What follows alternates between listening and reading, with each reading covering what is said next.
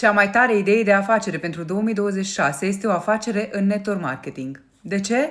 Pentru că nu ai riscuri, nu ai costuri lunare, nu ai stocuri de produse, nu ai nevoie de un spațiu fizic pentru care să plătești chirie, nu livrezi tu produsele către consumatori, nu plătești site-ul îl ai gratuit, da, personalizat cu numele tău și cu toate produsele gata să plece către consumatori în întreaga lume, fără să trimiți tu produse.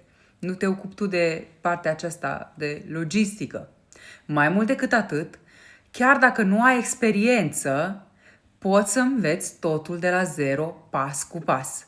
Îți poți dezvolta o grămadă de abilități, poți experimenta lucruri noi, învăța lucruri noi. Poți prinde mai multă încredere în tine, să înveți cum să folosești rețelele de socializare în favoarea ta.